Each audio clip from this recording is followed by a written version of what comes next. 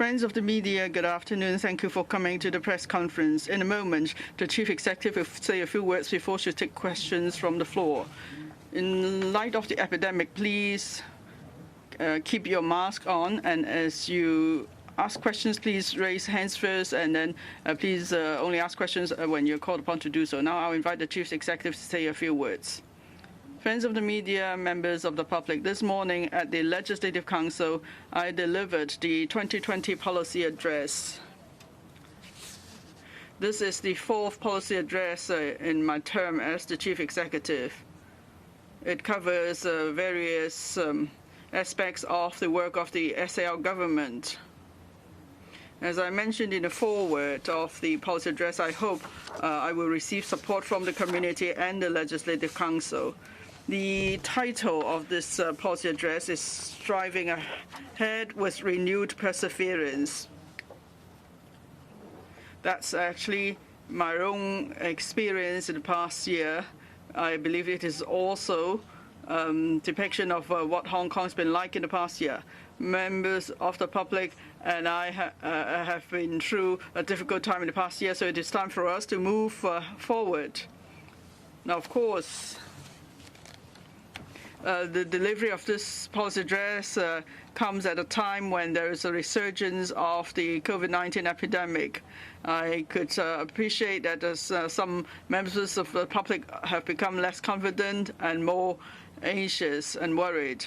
But in any case, I believe with concerted effort, we will be able to overcome the challenges and move forward. Now, our first and foremost priority remains controlling the epidemic. Hopefully then soon we could resume movements across boundaries, and also we could press on with a series of initiatives on promoting the economy and people's livelihood.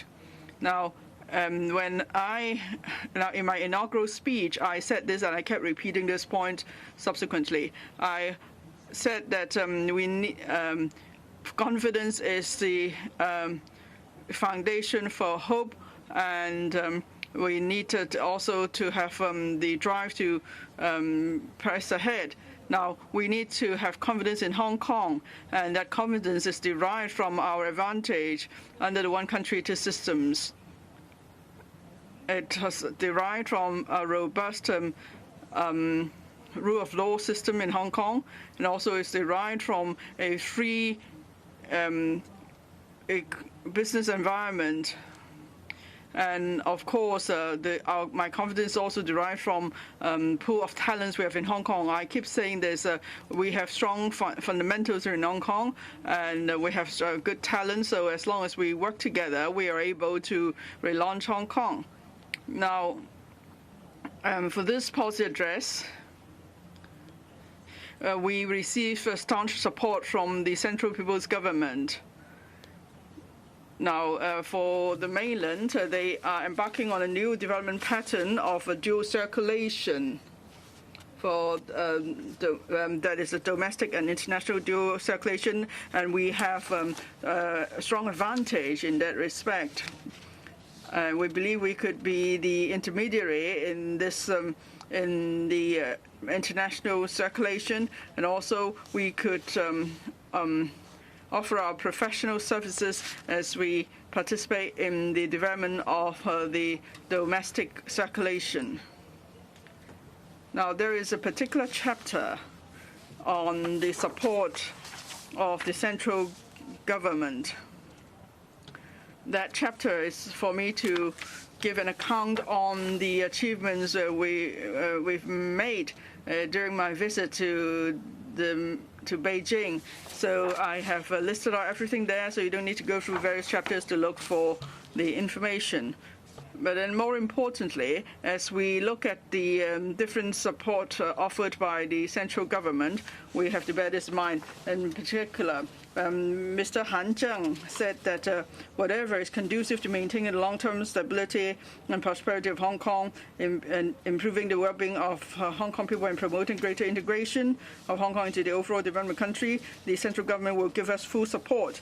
So there are various measures in this chapter, and they are not one-off measures, but rather they give us the policy direction. That means as the central government gives full support for us to consolidate and upgrade our position as an international aviation hub. That is the policy now. But if, say, next year, if we need additional policy support from the central people's government, then we could always ask the central government. Because as Mr. Han Zhang said, the central government will get full support. So these measures are just not short-term measures at all. We're talking about completely new development for us to promote people's well-being here. I think I'll stop here, and I'm happy to take questions.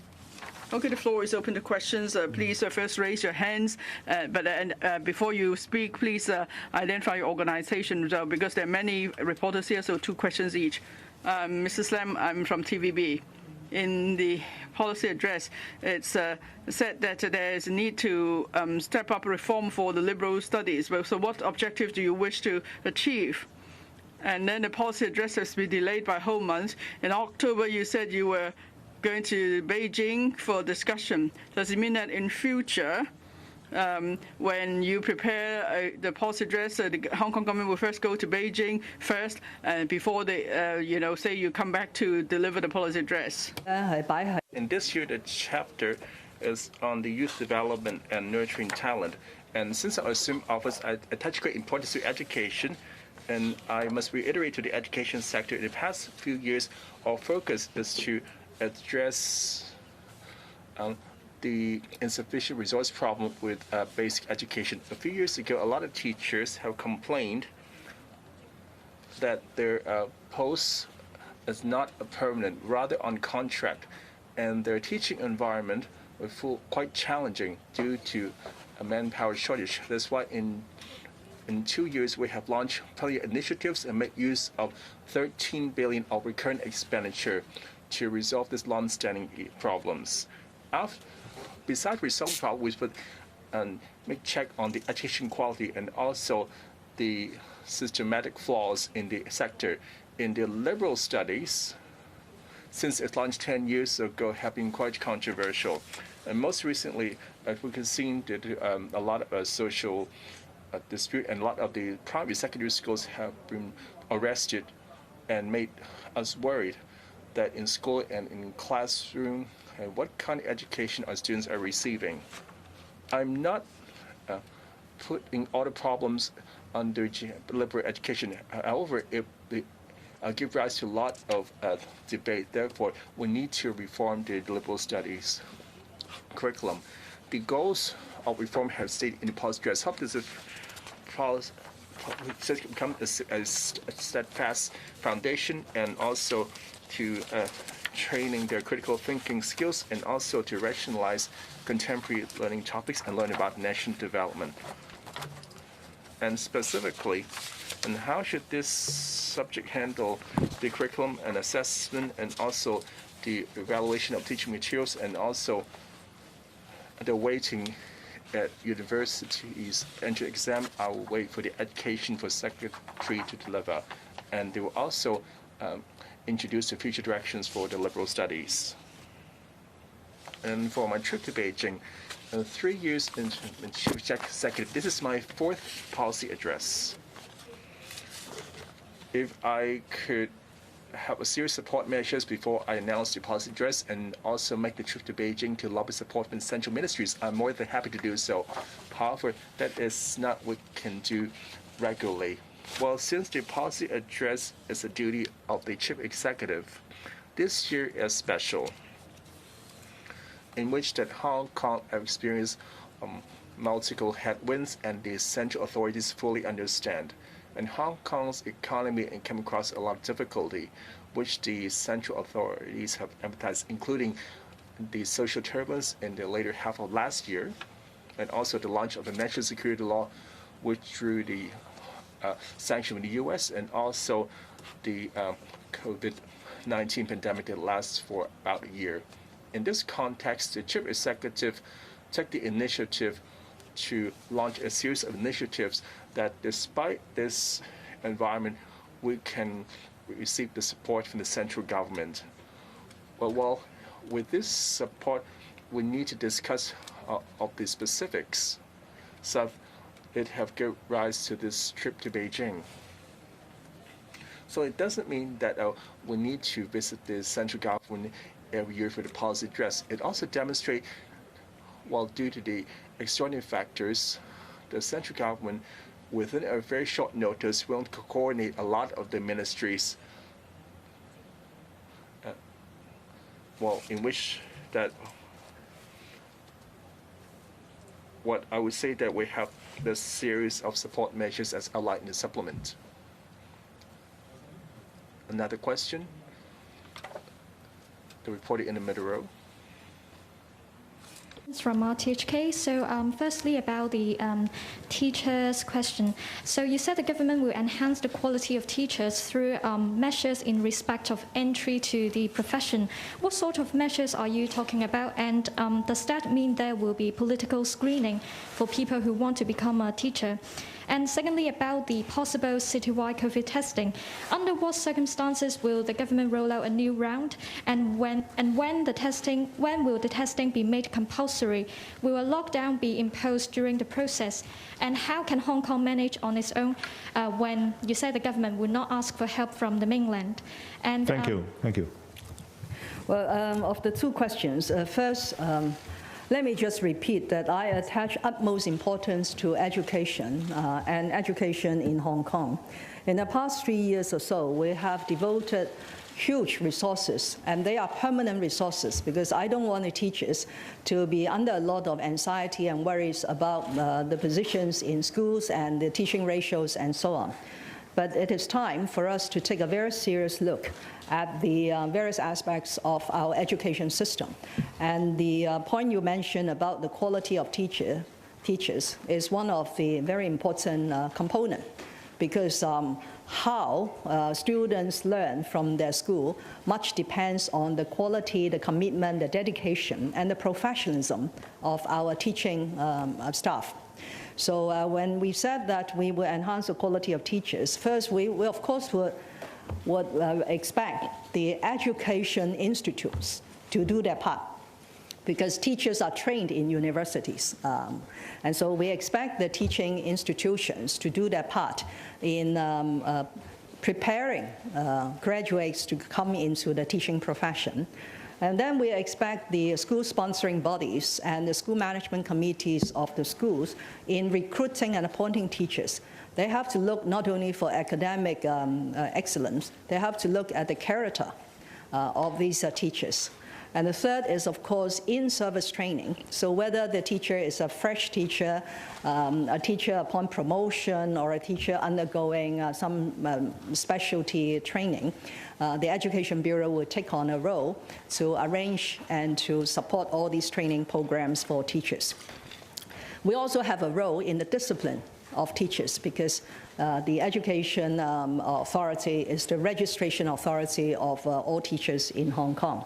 There is no involvement whatsoever of political screening, but of course, as a teacher, which more or less come into what we call a public service, then of course we expect the teachers also to uphold the basic law and to support the Hong Kong Special Administrative Region of the People's Republic of China. As far as COVID-19 testing, I have explained yesterday about the regime that we are going to adopt in rolling out more COVID-19 testing. One is, of course, when we have cluster, then we need to do very vigorous testing in order to find out and identify all those confirmed cases, because they may be asymptomatic. So they will not be seeing a doctor yet, but in the first instance, we should try to find them out and isolate them and then treat them and prevent them from spreading the virus in a community. So in future, and including at the moment this dancing hall cluster, they will be subject to mandatory testing. In other words, if they don't come forward with a test result within a period of time, then they will be offending the regulation. In future, we will adopt the same approach in a mandatory manner for these high-risk clusters. The second type of testing is for target groups. So people in professions who are high risk in contacting the virus because they're working in airport, for example. They're working in air cargo, for example. And also they are in positions which will make other people very vulnerable if they are infected. For example, the elderly homes, the container terminals, and the slaughterhouse, and so on, and other frontline staff in the government and as well as in the retail industry. Then we will advise them and arrange for them to undertake voluntary testing, but under a very targeted manner. The third approach is perhaps what you are asking. That is, people have no symptom whatsoever, and they have not come into contact with a confirmed case, but they are worried about their own situation. So we are also happy to provide a free of charge test for them, which is now available in 47 general outpatient clinics of the hospital authority. And we will make the distribution network much wider after arranging the bottles to be distributed at over 100 post offices and perhaps in time to come in the mass transit railway stations. So that's the testing regime that the Hong Kong SAR government is adopting right now. What the policy address said is we did not rule out, because the pandemic situation is changing very rapidly. We did not rule out that in future we may have to do a wider sort of universal testing, like what we have done previously. But at the moment, we don't have that plan yet, because that would not be very, very effective, especially under the present circumstances when we have other priority groups that we need to tackle. You asked a question about lockdown. In recent days, I noticed there are a lot of people advocating. It's just like a slogan, advocating that we should have mandatory universal testing of everyone in Hong Kong. Now, we have to ask ourselves, one is it based on science? Is it based on evidence that it is a good arrangement? And then we have to look at the practicality of doing so. And then we have to look at, in order it has the effect of finding out everyone that is infected in Hong Kong, we need to lock down. So if I go through a test today, there's no point if I'm allowed to go out, to go to work, to go to a restaurant. So arrangements have to be put in place to lock me down at home for a long period when everybody, the 7 million people, have gone through the test. So you could imagine that would require locking down the whole city. No in, no out.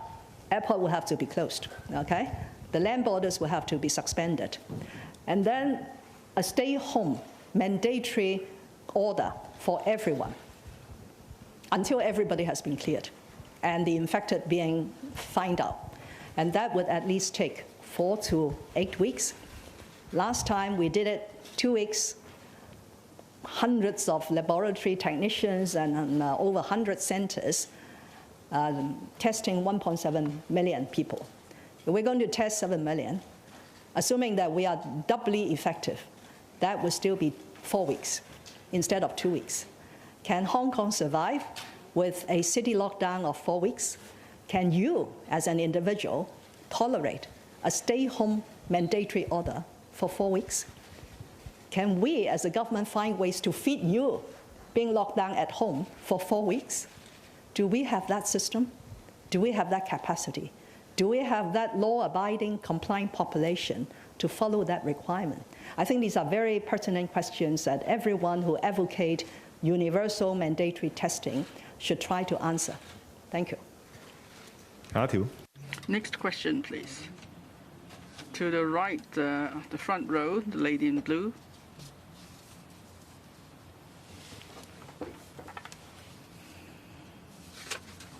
I'm from the from the Central Television. Now, this morning you mentioned that there are 17 million people in the Greater Bay Area, so there are plenty of job opportunities for young people in Hong Kong. So you and the SAR government, what plans do you have to promote that, please? Thank you for your question. The Greater Bay Area is actually an important opportunity for Hong Kong economic development and improvement of people's livelihood. Now, you mentioned that we have 7 million people in Hong Kong, and for the Greater Bay Area, there's a population of 70 million. And I see that there will be continuous growth of the population there. And then there will also be the growth in the population of the middle class in the Greater Bay Area, given the economic development, because this is the area where there is the best great economic development. So in future, the population will continue to grow, and there will be more middle-class people, and they will have strong demand for services such as education, healthcare, elderly care, and other services that support child development. So there will be immense demand, and that's exactly where Hong Kong has an advantage. For a long time, Hong Kong has been service-oriented economy, and we have various advantages. So for our professional service providers and our young people, if they are prepared to go to the Greater Bay Area, they actually have endless opportunities there. Now, of course, in Hong Kong, of course, there is already much free movement, but we need to be more proactive. That means we need to launch various initiatives to encourage the professionals and young people in Hong Kong to go to the Greater Bay Area for work and for the development of their business. That's why we have a scheme, Greater Bay Area Youth Employment Scheme, and also the Youth Entrepreneurial Scheme for the GBA. We will first provide 2,000 opportunities. So Hong Kong businesses, well, actually they could be mainland businesses with a branch in Hong Kong too. So for these businesses, they could deploy their staff to work in the Greater Bay Area, such as Guangdong, Guangzhou, Shenzhen, Shaoxing, and so on. So they, for these businesses, they would employ people in Hong Kong, but then deploy them to work in a GBA, and then we'll give them a subsidy for 18 months of not less than $10,000 per month for each such employee. So Hong Kong young people in Hong Kong could then be deployed to work in the Greater Bay Area. I see there are at least several hundred jobs in the technology sector, because there are large technology firms in Shenzhen that have approached me. They say they would be happy to help Hong Kong people, to work there, especially young people. But then they know that the wage on the mainland is lower than that in Hong Kong. So they hope that the government will offer some wage subsidy, and then it will be easier for them to attract young people from Hong Kong to go and work in Shenzhen. And then some young people don't like to be underemployment. They want to start their own business, so we have another scheme too. But of course, right now there is no boundary movement, but when that resumes, we plan to spend $100 million to support young entrepreneurs to start a business in the Greater Bay Area.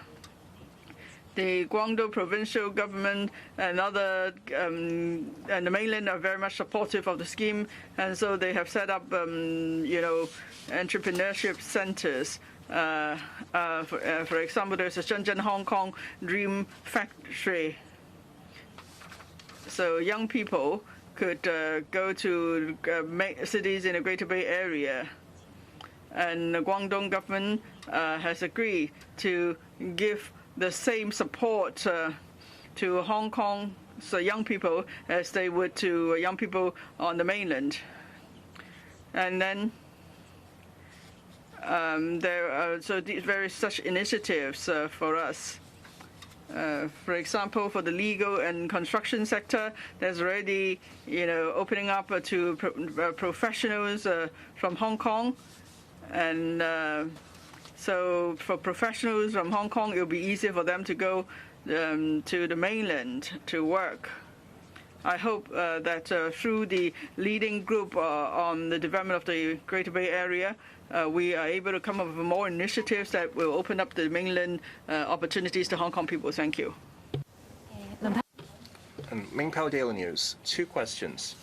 Well, first on voting in the mainland. In the supplement, you mentioned that it could be launched by the LegCo 2021 election. However, there's no bill there, a lot of obstacles to overcome. Are you sure that it can be launched in time for next year's general election, or reported by the media that the central governments have their own concerns, thus that the whole plan may be halted? And now that you have this scheme of striving ahead, and yet you're proposing the young generation to develop in the GBA. However, you see that immigration seems a very hot topic, and yet the administration have no measures to mend the ties with the young people and keep on stressing the central government support. And how can the government be striving ahead with new perseverance and salvaging confidence of Hong Kong people and make them stay? And in the policy address, you mentioned that even though the LegCo 7th general election be postponed for a year, and now that 6th LegCo continue to serve a extended term for not more than 1 year. However, we are preparing the next year LegCo election, and we heard a lot of voices that the Electoral Affairs Commission need to carry some enhancement, and we received that proposal and mentioned that if the government need to the matters of concern for voting outside Hong Kong, and the CMAB are now exploring the various options along this direction. We can overcome technical difficulty that we can try, and if the factors I mentioned exist, for example, there's no support or there are insurmountable challenges, then there's no way to forcing it. As I mentioned, and voting outside Hong Kong, even in mainland, to respond to some aspirations, and some claim there is opposition in Hong Kong locally. Well, there's aspirations of Hong Kong residents living in the mainland.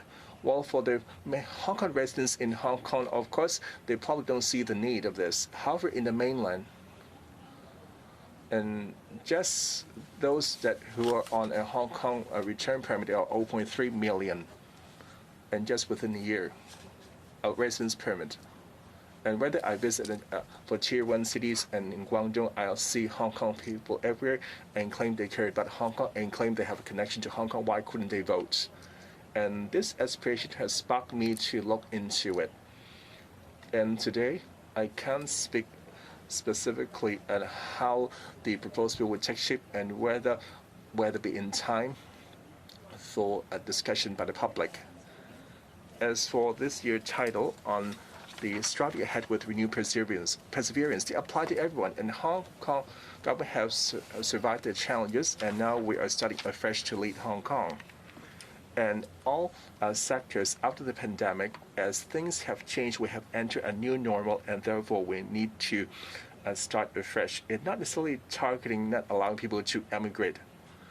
The basic law enshrined the freedom to travel, and people would like people to live elsewhere or to study elsewhere, and that is much cherished freedom. And therefore, there shouldn't be a policy address that would either encourage or discourage immigration. Hong Kong's strength should be capitalized by themselves and harnessed by ourselves, and to stay and prosper in Hong Kong. That's what I mean as in striving ahead with renewed perseverance. As of the executive and legislative relations, today I spent 2 hours, 15 minutes in a very calm and rational environment to finish reading my policy address. I'm very sentimental about it, as we know what happened last year, and who or which kind of legislators have prevented the Chief Executive to maintaining executive and legislative relations, and to discharge the constitutional duty, that is to listen the Chief Executive deliver his policy address, as we all know the answer. To improve the executive and legislative relations remain my main tune. I hope that when I return to LegCo for questions tomorrow, that I can declare to LegCo that I'm more than willing to go to LegCo to answer the questions as to air my views as well. All in all, I hope that the society can put aside the differences And like I said in the final chapter, I hope that we can hold in a fair and objective manner. And we should not just put our see things through our politicized lens. And for quite a long time, that we all have a preconceived stance. And well, it seems that those with different political perspectives come with see different outcome. And also, we led to the society polarized. And also, this is not serving the social harmony. And therefore, I urge the public, after the period of difficulty, that it's time to set aside our differences. We need to communicate rationally and build a consensus so that Hong Kong can start afresh. Thank you. Next.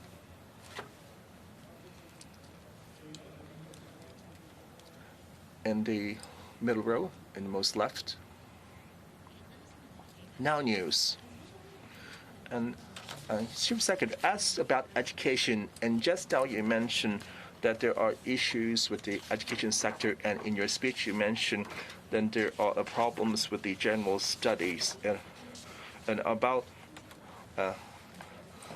that unlike the reform or liberal studies, that you will just make it into pass-fail, and therefore you have reject the recommendations from the task force. A second question, in the posture as you mentioned, that for those under 18 arrested, and also in the anti-extradition saga, that you consider caution under the superintendent scheme. And you stated in the policy address, would you allow the police to make better use of a caution scheme to resolve the conflict and polarized atmosphere? Would you ask the police to deploy the caution more often, or even consider for the illegal sampling charges on the minors, and allow them to consider them to rectify themselves by this way? So the first question on the reform of liberal studies, we have to wait for the Secretary of Education to give you the details. As for the deviation of the general studies, well, for students and primary and secondary students, that they've lost their sense of law-abiding and engaged activities unthinkable of the students. That is quite worrying. And you can see the violence in the second half of last year, and those arrested, there were plenty of students and plenty of primary and secondary school students, and quite a number of those from education, for example, teachers' aides and teachers themselves. This shows that there is some problem with our education sector. I didn't deny that there are some strengths in our education sector. Well, we need to keep our strengths and also rectifying the shortcomings. And for the details, you really need to wait for the Secretary of Education, whether they will count as a compulsory subject and also the positioning in the universities. Well, based on your interest, I must remind Secretary Young should advance his press conference so that you can ask a question. As for the police prosecution, well, generally speaking, well, I personally will not interfere on the police prosecution, and also the prosecution by the Department of Justice. I definitely will not interfere onto the rulings by the judiciary. Well, this paragraph, that is just because we are heartbroken. We see that so many young people arrested. Well, they're arrested on evidence. Well, in the past few months, I had discussion with the Secretary for Security and the Police Commissioner that how can we help the students so that they'll be given a chance to rectify themselves. Well, one element is that there will be no criminal record.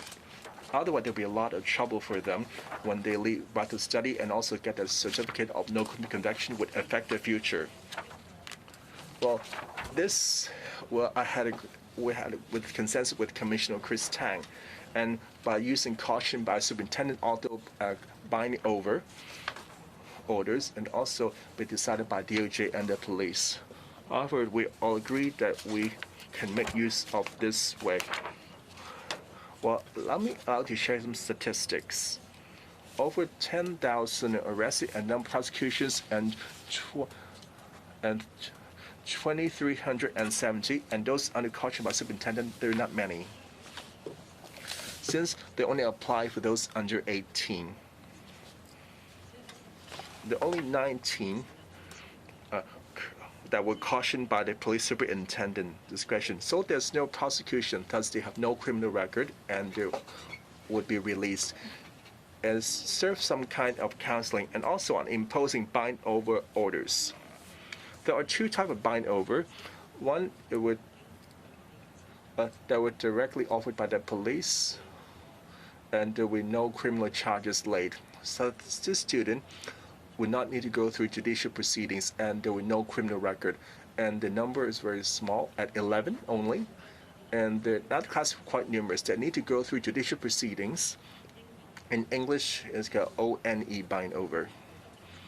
That, however, they need to go through the judicial proceeding. You need to, the prosecution and the defense, we need to attend before a magistrate, and the magistrate shall then agree. Well, not necessarily a student. There's no age limit that we have to bind over after judicial proceeding with no criminal record. There are 230. So I encourage an appeal for the students below 18, and their parents and their teachers and headmaster and their friends should encourage them to admit their guilt. Of the three types of ways, well, only on the premises they admit their guilt, wrongdoings, then we can allow to bind over or caution by superintendents and so on. I hope that this statement can convey our concern towards them. However, law breaking is what it is. With evidence that everyone is fair before the law, we cannot give a prosecution, but now there is a way out. So I call to those arrested and their parents and encourage the arrested student to admit their wrongdoing. And the police have agreed that well, they shall act on individual circumstances. So I can't paint a broad stroke. So maybe someone below 18 have committed very serious acts, thus will not involve serious offenses. In this way, that we cannot use this method. Otherwise, the police commissioner agreed that they will deal with those who have yet to enter judicial proceedings in this method. Next question. On the right, at the front row, the lady with glasses. I'm from the Hong Kong Economic Times, Mrs. Lam. Mr. Xu Ze, the Deputy Director of the Hong Kong and Macau Affairs Office, said last week that if the epidemic continues to worsen in Hong Kong, then there is no way we could start even talking about cooperation with Shenzhen or the GBA. Now, we have seen, the unstable epidemic situation. Are you worried that some measures may have to be shelved for a long time because the epidemic is not yet under control? Now, there's also report that there could be another large-scale community testing program. In the last universal community testing program, about 1.7 million people took the test. So if you're going to launch another large-scale community testing program, will you aim for a larger target number of people, or will you even mandate the test? So you asked two questions. The first question, well, it is only natural that if there cannot be any cross-boundary movements between the two places, of course it is not possible for us to take forward our work on integration with the Greater Bay Area. And that's why I have said that I have mentioned the various measures for the Greater Bay Area, but then our first and foremost task is to put the epidemic under control, and then we could resume cross-boundary movements, and then we could take forward our work. Now, there are many youth schemes, as I said earlier, but then we need the young people to be able to get there. If they couldn't even get there, of course, they can't start a business in the Greater Bay Area. So definitely that's the case. I'm worried, but I hope very much that we could put the epidemic under control soon. To do that, we require the cooperation of everyone. Now, experts and scientists are telling us for this virus, it is not possible, perhaps, to have a zero infection. Now, you think that the incubation period is 14 days, but there have been many cases around the world that the incubation period is 20 days. So maybe there is a quarantine period of 14 days, but people could still be spreading disease after that. So that's why the most effective way to prevent the spread of disease is to wear a mask and to minimize gatherings. But people are not able to do that. We've been, reminding people almost every day at our Tamer talk for people to wear masks and to keep social distance. But then perhaps there is epidemic fatigue and people cannot live without any social activities. And then there are people who don't wear masks and they come in contact with other people. And that's why it's difficult for us to control the epidemic. And this is not just the case in Hong Kong, it's also the case in many other places around the world. So that's why even with a universal test program, we may not be able to achieve zero infection. Because if we want to achieve zero infection, probably the only way is that over a certain period, everyone takes the test, and then we could single out the infected patients, isolate them, and treat them. But to do that, that means for every person who is taking the test, that person has to be locked up in a way. Say, I take the test today, and then tomorrow I go to work and I meet with you, then I could still be spreading the disease, and that would be pointless. That's why it is important to have a lockdown and the closure of the city for so many days, and then everyone will have to stay at home and not leave home at all. Now, I said earlier just now that if we are to test everyone, in the 7 million population, taking our last experience, we have the air bubble labs and so on. It took us 2 weeks to test 1.7 million people. So if we're to test 7 million people, even we double our efficiency, we may have to lock down for 4 weeks. Now we are a financial hub, and can we bear to do without business for 4 weeks? And could people bear to stay home for 4 weeks and then, then how can we make sure people get the necessities they need on the mainland? They have a well-developed system to give support to everyone, but in Hong Kong we don't have that. That's why when people talk about a universal community testing program that is mandatory, it's actually just a slogan. But we have now mandatory testing programs for targeted groups. Say if there is a cluster or there's an outbreak in a building or at a container terminal, then we could have universal testing for that particular group. And that's also a kind of a lockdown arrangement.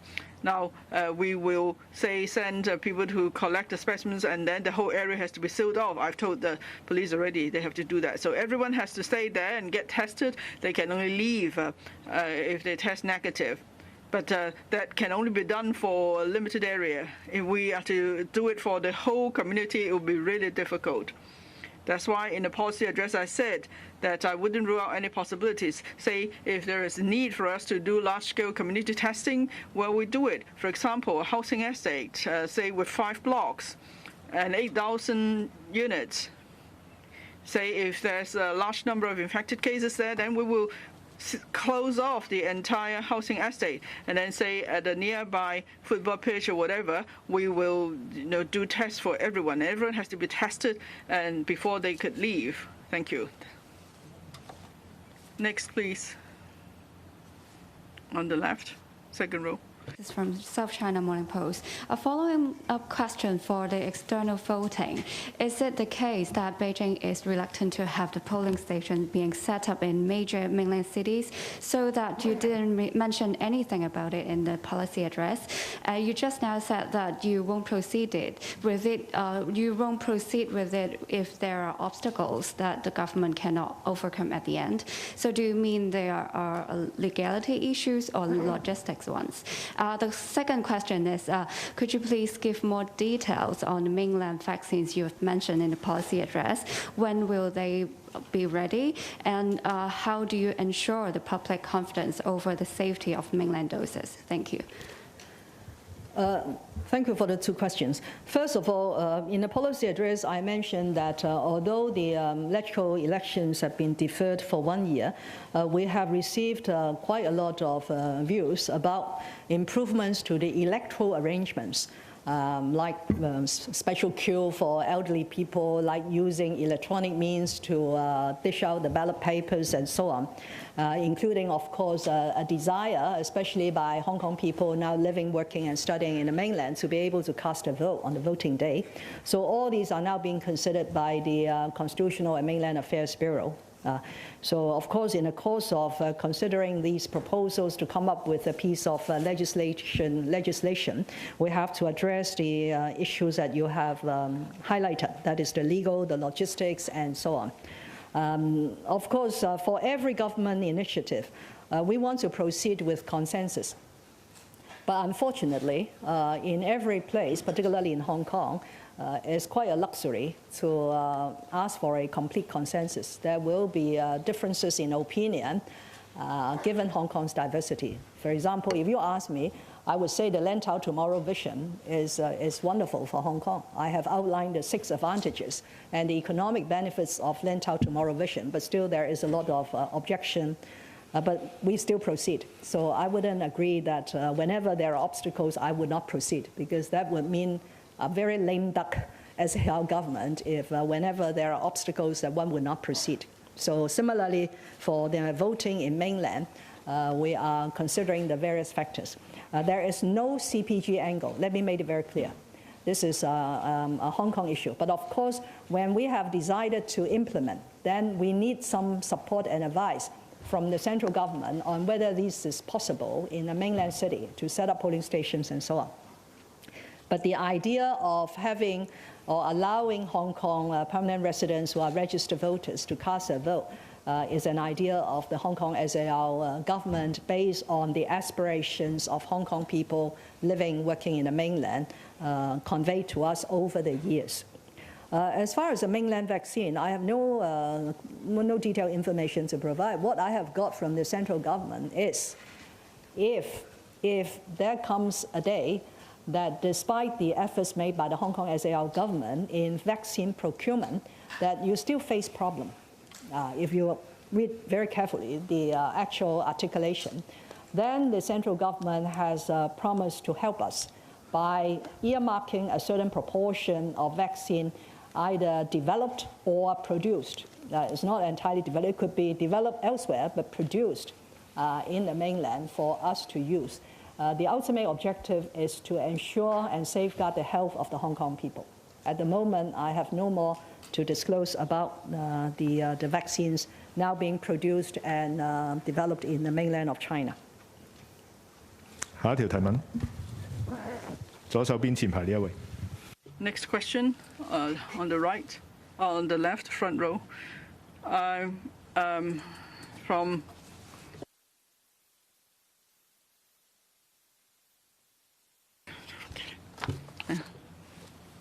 now, for Lantau Tomorrow vision, and also given our economy, you say we need to go for innovation. Well, given the current economic situation, how are you going to deal with the finances of Hong Kong, the government? And what about the fiscal reserve level? Perhaps it is at an all-time low. Will it then affect our economy? And then what solutions do you have?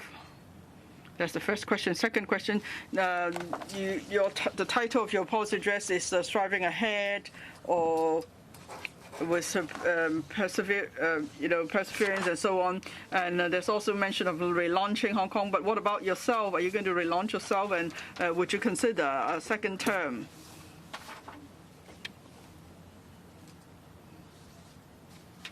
First, for public finances, yes, we are in a dire situation. Given the shrinking economy, we may not have any surplus for the coming year or so. And then since this term of government started work in 2017-18, we've adopted an aggressive fiscal policy.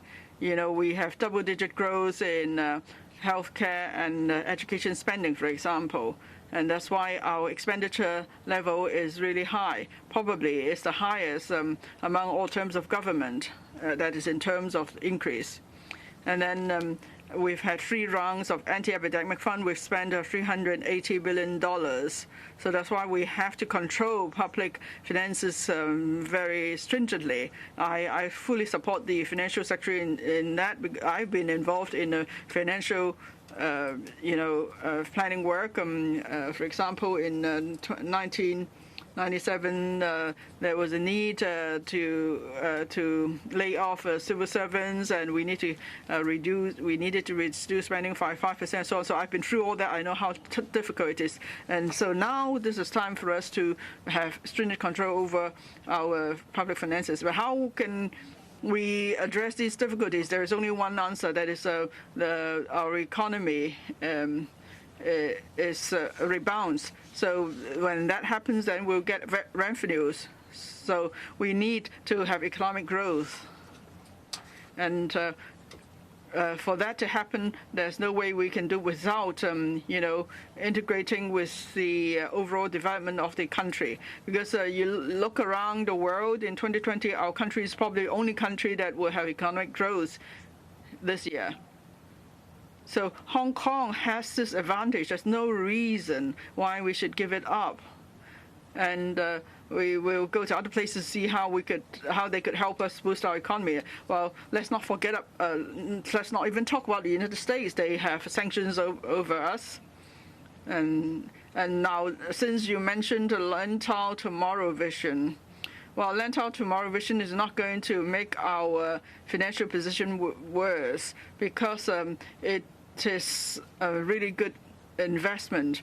We're talking about over 1,000 hectares of land, and that's worth a lot. Of course, 70% of the land will be used for public housing, but for the remainder of the land created, it could be sold and for commercial purposes, and so it's worth a lot. You need to ask just any surveyors, including electrical members from the surveying sector. They will tell you that this is a good business, a good project at all. And that's why someone has, even put an advertisement in the newspaper on the financing model. Of course, I'm not going to adopt that model, but in the next 2-3 years, we're going to conduct a study on possible financing options. Well, actually, if you go and check past records, so we have used various ways to proceed with a project, a large-scale project. There may not be a need for government investment as such, but of course we can explore all possible options, including the innovative ones. Now, of course, we need to relaunch, many things, such as even say we've been returned to the mainland for 23 years. Many people still do not know how the system works, what the constitution order, and so on. So that's why we need to learn. Again, we need to relaunch ourselves in that sense. Now, I said we have to strive ahead with renewed perseverance. That's my experience, and I believe that's the experience of many in the community.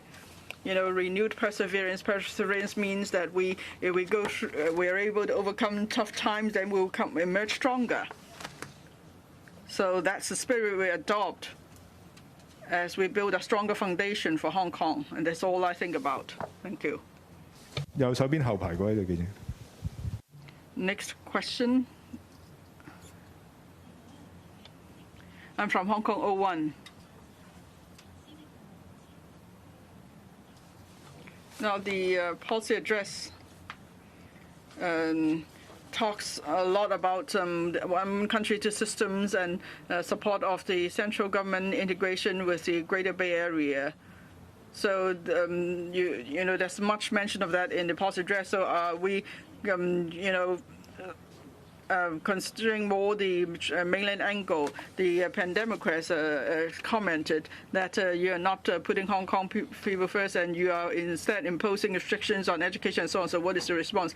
Second question, you always stress that housing is a priority for you, but then last year there's a mention of amending the land resumption ordinance. Other than that, we don't see any major initiatives. Now, although the housing building target is achieved, it's only because of past projects. We don't see any new development. Some say that this policy address may have many visions, but the address cannot really address our immediate problems. So what is the response? Yes, I heard the comments from certain political parties.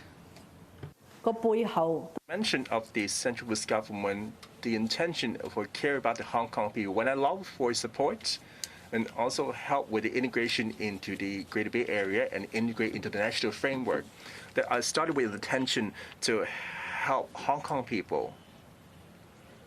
Well, we have written a CBG that's mean that we are not taking Hong Kong people seriously. You are simply mistaking right as wrong and simply making more an anthill. For the 30,000 strong, that's the only criticism you've got? Well, maybe you can say that I'm seeing a positive light and still accusing me of being accountable to the sample people's government. Well, for the economy to rebound quickly, of course, we have to resume a flow of people. The biggest opportunity lies with the central government support to tap into the mainland markets. Well, you tell that the Chamber of Commerce all share the same view, as this is the growth engine. There's no reason to go into a struggling economy looking for opportunities.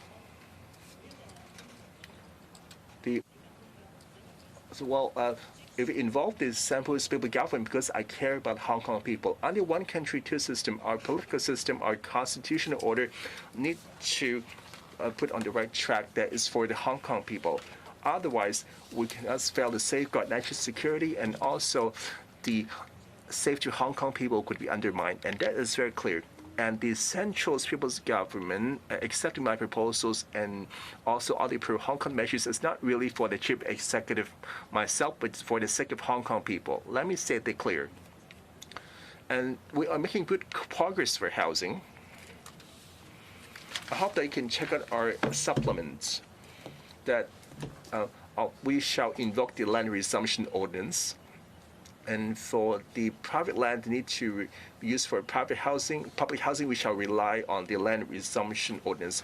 We've been using this trump card. However, to avoid legal challenges, this trump card would need to satisfy the public interest test, that we need to finish the planning, and also after going through the town planning procedures and decided for public use, for example, for infrastructure on roads and also for public housing, then we can invoke the LRO. Well, this is a piece of legislation, and there's nothing new for land resumption. This is a piece of legislation that, as long as it meets the public interest, then you can conduct land resumption, and the compensation be agreed on legislature and so forth. For future visions and immediate relief, they are both important. For immediate concerns, we've been trying to build more public housing. As we know that within a short time, we may not able to provide all these units. Thus, within 3 years, can provide 15,000 transitional housing units. As I know that this 15,000 units may not solve the grievances, especially those inadequately housed and paying very high rent. And for middle of next year, we shall offer this cash subsidy trial scheme to help those be waiting for a long time for public housing for 3 years or more. Now we estimate there are 90,000 households that will be eligible for this cash subsidy. So these are the immediate measures. While the long-term measures must start from today. The cash allowance trial scheme. If you take a look at the pamphlet and the mention of land, and today we've announced that we have hit the target for the 10-year a 310 units in a long-term housing target. We have slightly over the target. We have 330 hectares for 360,000 units. So we are hitting the target. Over the next 10 to 15 years, we're able to find another 100,000 units, private and public combined.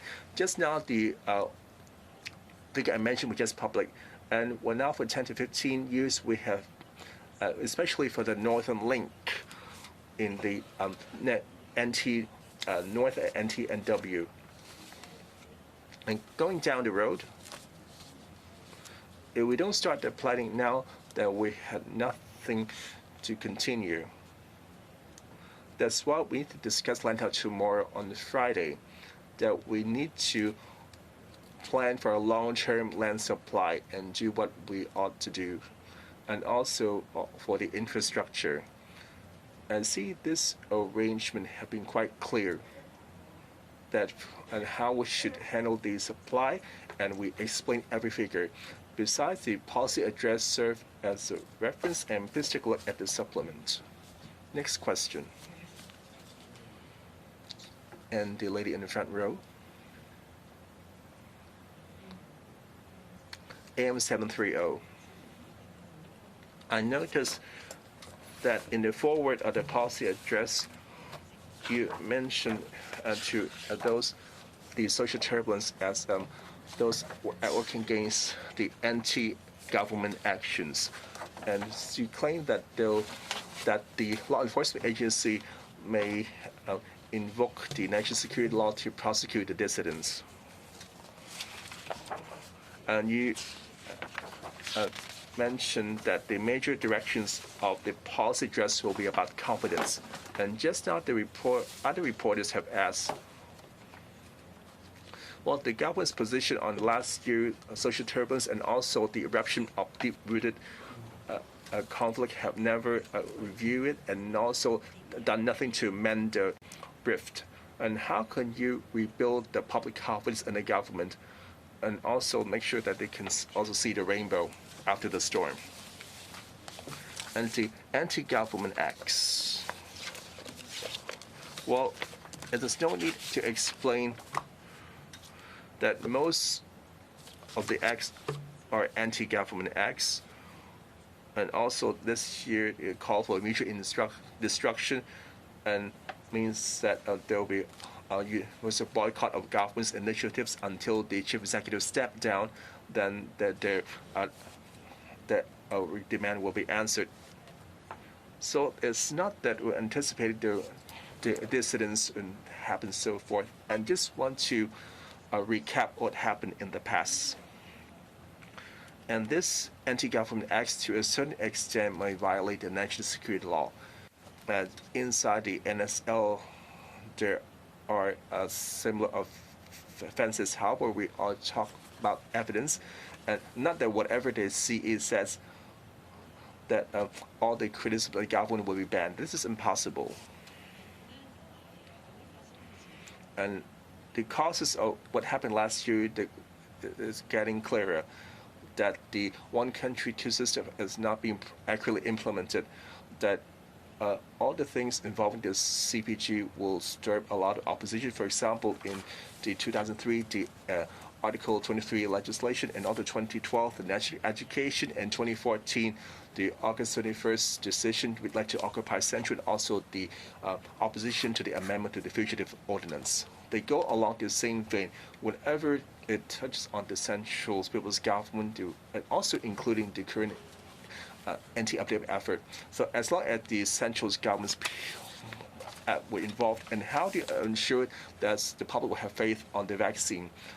Well, it all comes from the opposition towards the CPG and want to affect the relations between the government and the CPG. That's why I need to restore the proper constitutional order. Besides this rather political issue, that the long-standing constitutional conflict, there's also deep-rooted conflict. In the last chapter I mentioned that so long we can set aside our differences for rational communication and build consensus and act in the best interest of Hong Kong, not only can deal with the problems in the one country system implementation, and also able to effectively address deep-seated conflicts. For example, housing and also youth mobility, employment, and also the lack of political career. They all can get answers so long as we observe the same constitutional order and also our trust in Hong Kong as well as the support. Thank you. Next question. The report.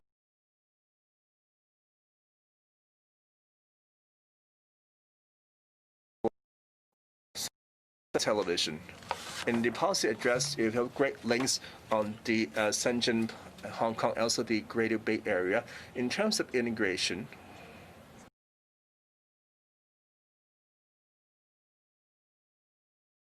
would you have provide greater facilitation? A lot of policies related to the GBA. If there's no foot is no universe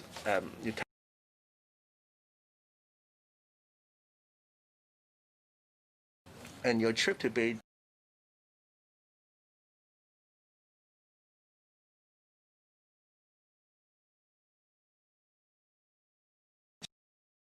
Chinese and English on universal mandatory testing.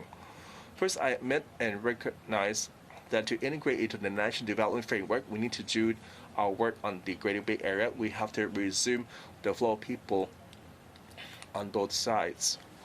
And now that the flow of people can only resume in an orderly and gradual manner, and this week we already allow through the return to Hong Kong scheme, we have thousands of Hong Kong residents and returning to Hong Kong, waiving the 14-day quarantine requirement.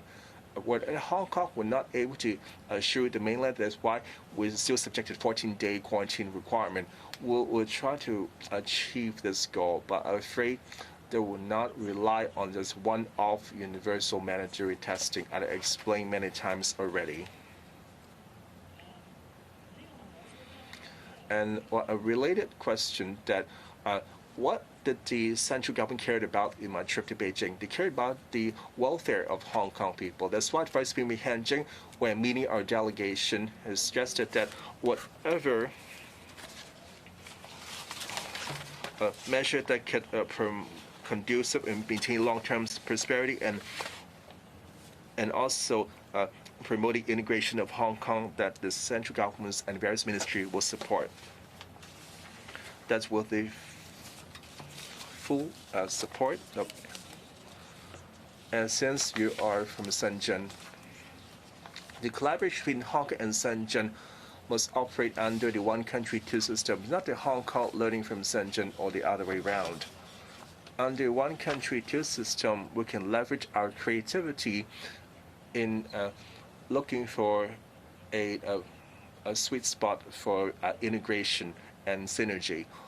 As we've been working with Shenzhen for 40 years, and as Shenzhen as Special Economic Zone have been formed for 40 years, and we see constantly evolving. First, we set up factories, for example, front shop, back plant, and the middle, we're investing in Shenzhen, and also they raise capital in Hong Kong and go global. And now we go on IT, also including professional services, design, and financial services. So, and the last stop was in Shenzhen. To all agree with Shenzhen leadership in the future collaboration, will need to adopt an innovative mindset. And also taking a breakthrough spirit, and also we shall share our resources to achieve cooperation. For example, in the Shenzhen Hong Kong Innovation Zone in the river, and also the Shenzhen Hong Kong Technology Park, we have the first building in 2024 ready for occupation. And while in Futian, we already have a spade-ready technology park. And can we allow a Hong Kong IT company to first settle in Futian, and also they can return to the river loop later? And that's the innovative thinking. And let's say for the Hong Kong IT expert have problem with the visa, and also have problems with the visa since they're not holding the return permit, or maybe they are holding a foreign passport, and also have a measure to facilitate this foreign and Hong Kong residents with foreign nationalities. Well, in taxation innovation, especially to meet the, well, since they need to commute daily, if they stay no longer than 24 days, they'll be counted as a day. Thus, you must be subject to the 133 rule and need to pay mainland taxes. These are all innovative approaches that through the Hong Kong and Shenzhen and Hong Kong and Guangdong, and also through the Hong Kong and the CVG that we're able to launch by one. Next.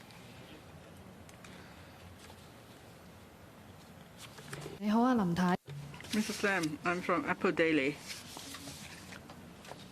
You mentioned Lantau tomorrow. You say it's worth investing in the production of land there.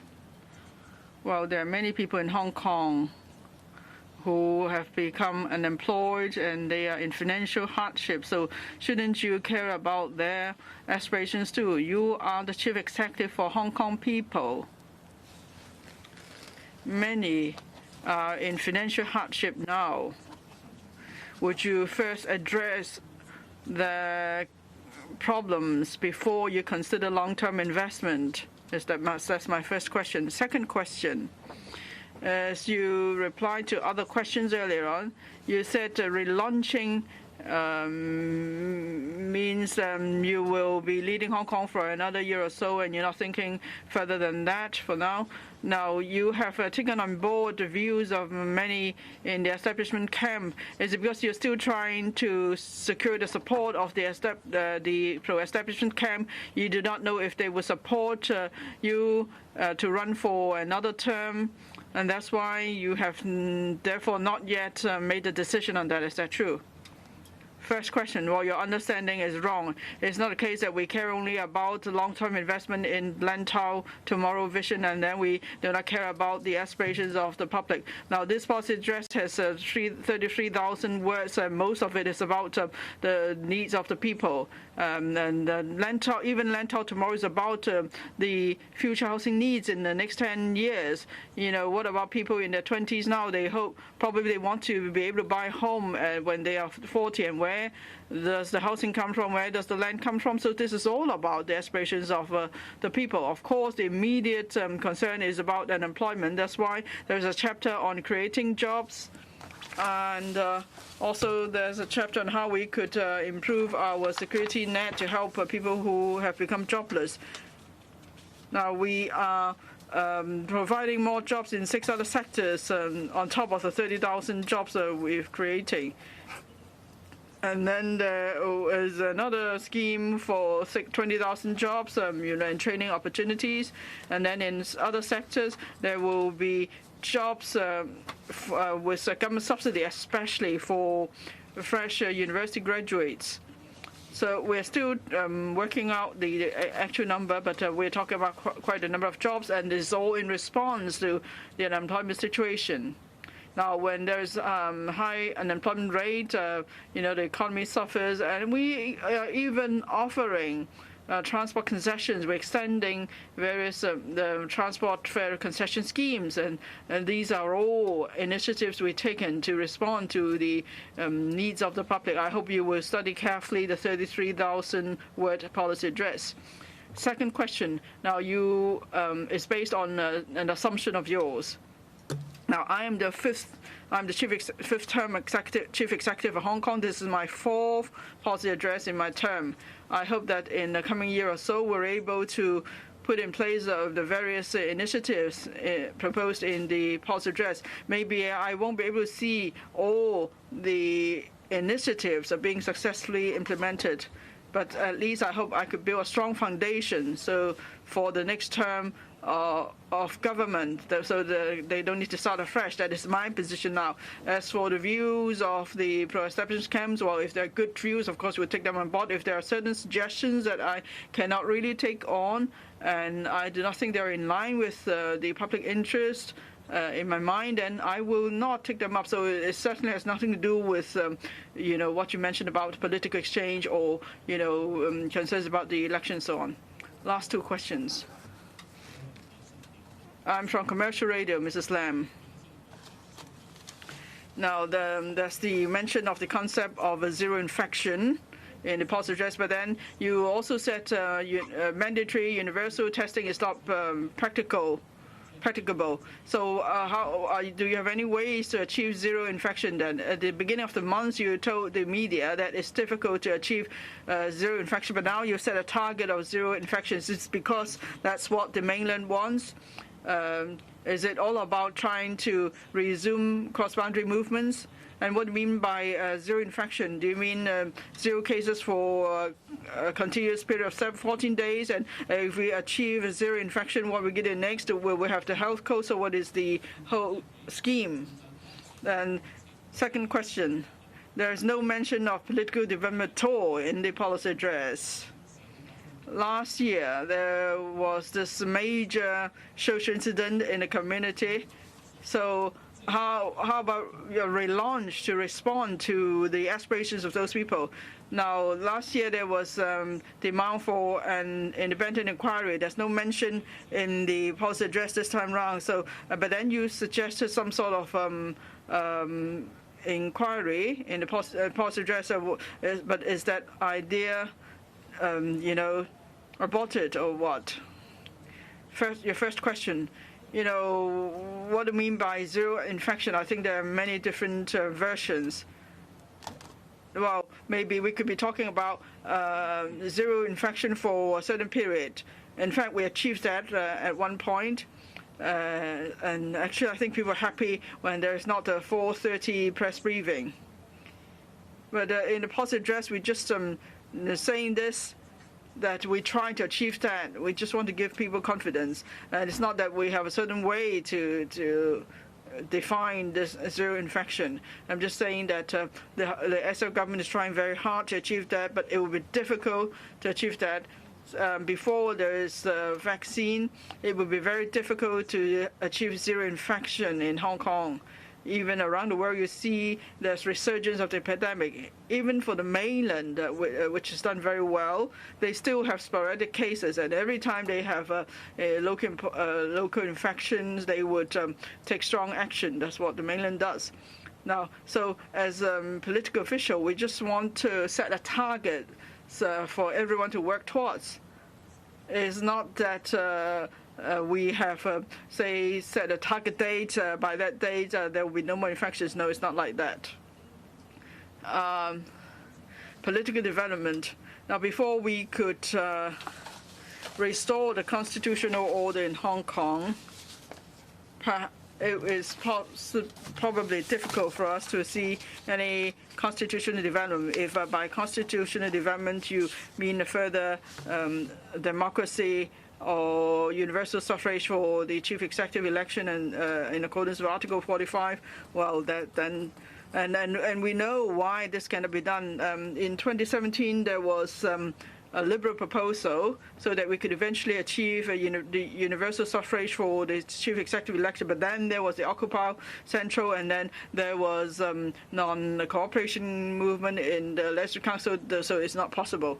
Now, I have only just over 1 year left in my term. I'll be honest and frank with you. For this remaining year, our first priority, of course, controlling the epidemic, and second is economic rebound, and thirdly, housing supply. I have no plans to deal with political development.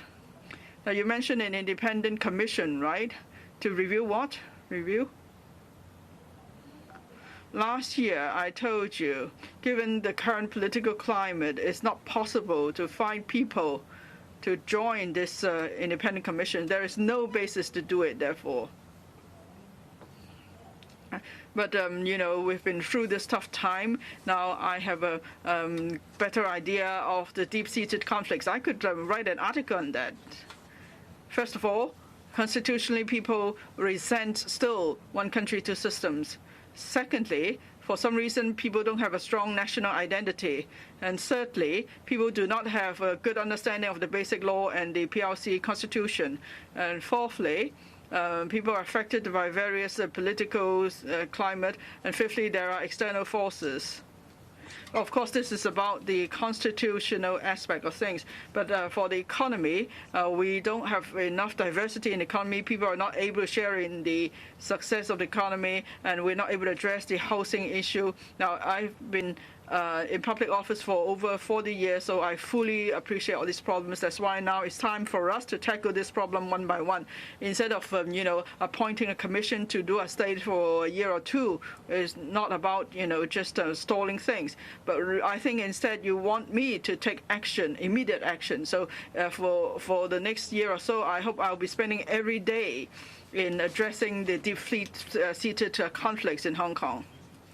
The last question.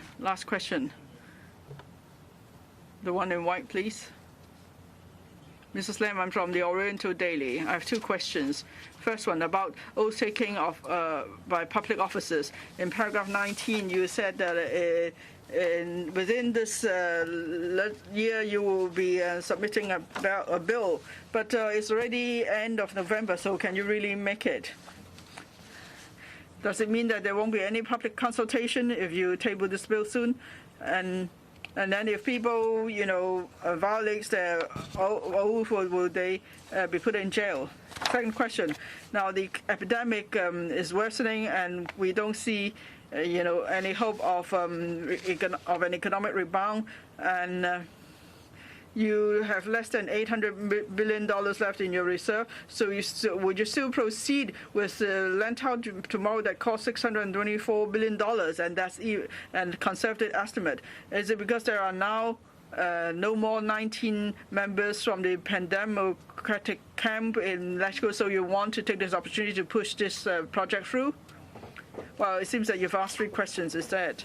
First, we're talking about November 2016, the NPCSC made an interpretation on Article 105 and what the oath-taking means there. So that's been made clear, and so we just need to enact local legislation. Say the acts of oath-taking, it has to be done solemnly, or you cannot alter the wordings in the oath, or if the oath is taken is considered invalid, then you cannot take a second or third oath or whatever. Because right now in the legislation there are no such provisions, so we need to amend the legislation to give play to the interpretation of the NPCSC.